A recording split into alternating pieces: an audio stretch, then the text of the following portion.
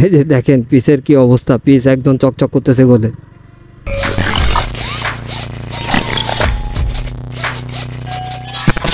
Hello, আসসালামু আলাইকুম ভাই brothers, welcome to my another blog. আজকে অনেক দিন পর আমি সিস্টেম কান আবারও আপনাদের মাঝে হাজির হইলাম। হাজির হওয়ার যে বিষয়টা হইতেছে, এখন বাজে আপনার দুপুর 2টা 5। আর যশোরের তাপমাত্রা বর্তমানে জানেন আপনারা কেমন। বেশ কিছুদিন কর্মব্যস্ততার কারণে, নতুন একটা শপ খোলার কারণে আসলে আমি কন্টিনিউ করতে পারতেছি না ভিডিওটা। তারপর আরও শারীরিক অসুস্থতা আছে, অনেক কিছু মিলে আসলে কন্টিনিউ করতে পারতেছি না। তারপরেও যশোরের যে গরম, আপনারা দেখতেছেন যে 42-43 ডিগ্রি চলতেছে, যেটা আসলে সৌদি আরবে অতটা গরম না, মিডিল ইস্টেও। এই গরমের ভিতরে একদম টানা দুপুর সময় একটু বের হইলাম। এখন আসলে গরমের তীব্রতা যে কতটা, সেটা আমি এখন যশোর বাইপাস রোড, এয়ারপোর্ট রোডে। আমার গায়ে যে মানে তাপটা লাগতেছে, মনে হইতেছে যে আমার শরীরটা আসলে পুড়ে যাইতেছে, এমন একটা অবস্থা। খোলা উঠে উঠে যাবে, বেশ মানে কষ্ট হইতেছে, গরমে অনেক কষ্ট হইতেছে। এই যে এখানে ঠান্ডায় লোকজন অনেকে দাঁড়িয়ে আছেন, মানে জনজীবন গরমের কারণে এই তাপদাহে একবারে বিপর্যস্ত একটা অবস্থা তৈরি হয়েছে। এর মাঝে যশোর বাইপাসটা কিছুটা আর কি আপনার ঠান্ডা আছে, কারণ এই রোডটা অনেক গাছপালাই ভরপুর, দুই পাশে রোডের সাইডে গাছপালা, যার কারণে আমি আসলে আমার শপটা বন্ধ করে এখানে আসলাম। আর শপের যে কর্মচারীগুলো ছিল ওদেরকেও বললাম যে বাসায় যাইতে, রেস্ট নিতে, একবারে রোদের তীব্রতা কমলে তারপরে এসে দোকান খুলতে, সার্ভিসিং সেন্টার আর কি আমার যেটা। তো বাইপাসে আসার পরে মনে হচ্ছে তাপ কিছুটা কম, কিন্তু হাইওয়েতে যখন যাইতেছি তাপের যে মানে তাপদাহ কাকে বলে সেটা আসলে বোঝা যাইতেছে। কারণ আপনার বিশ্ব রোডের পিচগুলো একদম গলে গলে একদম বেলাইন অবস্থা, আর রাস্তায় বাইকের টায়ার টেনে ধরতেছে এমন একটা অবস্থা, পিচ আর টায়ার গলে একসাথে, মানে আর সামনের দিকে যাইতেছে না এমন একটা অবস্থা। অনেকে আসলে গরম সহ্য না করতে পেরে এই যে বাইপাসে আপনারা দেখতেই পাচ্ছেন যে ঠান্ডা মাথায় এই যে রেস্ট নিতেছে। ঠান্ডায় কি করবে, কোথাও ছায়া নাই, কোথাও ঠান্ডা নাই, এই মানে অস্বাভাবিক তাপমাত্রার ভিতরে।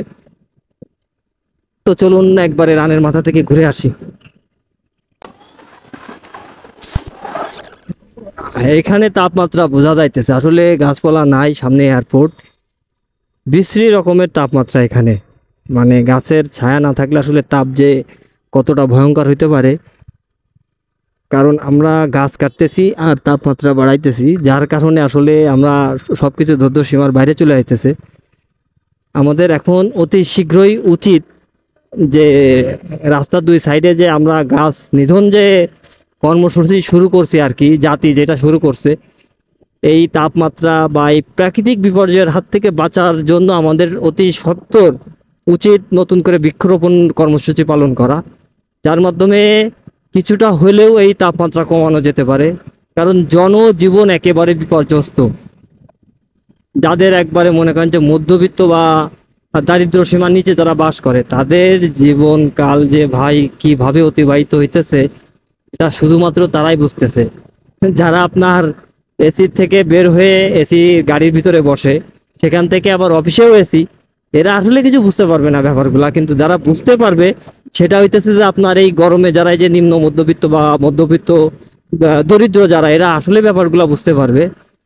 তো এটা নিয়ে বেশি কিছু বলার নাই, আসলে এটা একটা জাতির জন্য ব্যাপক একটা হুমকি, মানে হুমকি, যে এই যে তাপদাহ, এই সামনের মাসে নাকি আরো এই তাপমাত্রা বাড়বে। তো কি হবে ভবিষ্যতে আসলে জানি না। আর আপনার ওয়েদার তো নষ্ট হয়ে গেছে, আমাদের 6 ঋতু, বাংলাদেশ 6টা ঋতু আসলে ঠিকমতো এখন আর কাজই করে না। এই ঠান্ডা, এই গরম, মানে লোকজনের শরীর, মানে সুস্থ মানুষ এখন খুঁজে পাই, গরম ঠান্ডায় সুস্থ মানুষ খুঁজে পাওয়া খুবই কষ্টকর। এখানে যে আখের রস বিক্রি করতেছে, ঠান্ডায় লোকজন কি করবে, অনেকে আখের রস পান করতেছে এখান থেকে। আমি যে বৃক্ষরোপণের যে কথাটা বললাম, এই যে এখানে কিছু গাছপালা আছে বিধায় এখানেই বৃক্ষের ছায়ায় এরা অবস্থান করতে পারতেছে, একটু স্বস্তি ফিরে পাইতেছে গাছের ছায়ায়। এই শহরের ভিতরে ঢুকতেছি, তাপমাত্রা আমি বুঝতে পারতেছি যে তাপমাত্রা কেমন বাড়তেছে, একেবারে অসহনীয়। আমার সামনে, একবারে সামনেই বিশ্ব রোড, ভাই এই যে পিচগুলার অবস্থা দেখেন, টায়ারগুলো একদম এই যে গলে গলে যাইতেছে। এই যে দেখেন পিচের কি অবস্থা, পিচ একদম চকচক করতেছে গলে।